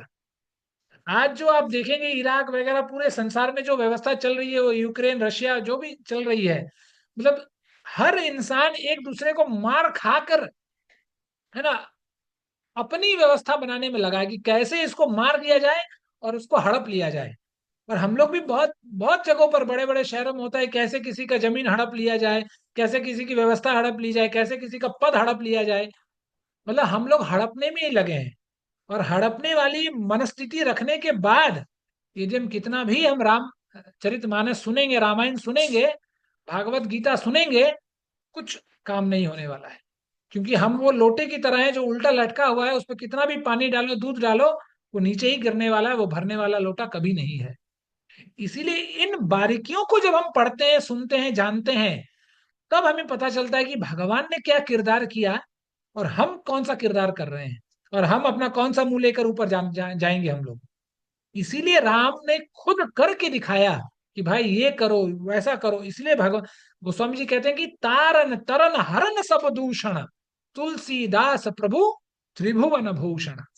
कि भगवान हर प्रकार के तारण को हरण करने वाले हैं, हर दोषों को हरण करने वाले हैं। लेकिन सबसे पहली और सबसे पहला और अंतिम जो कंडीशन इतना ही है कि हम भगवान की शरणागति नहीं करते। हम कथाओं को तो सुनते हैं, लेकिन फिर सुनने के बाद हम अपना लैपटॉप, फोन, टीवी सब बंद करके हम जो करना है, जो कर रहे हैं, वही करने में लगे रहते हैं। तो इसी से इस राम नवमी के शुभ अवसर पर हमें संकल्प लेना होगा कि ज्यादा नहीं तो कम से कम एक पॉइंट, ज्यादा नहीं, शुरुआत करते हैं एक पॉइंट से कि इस पूरे रामायण में कुछ एक ऐसा अच्छा जो मुझे लगा, उसको चलिए मैं अपने जीवन में उसको अमल करूं।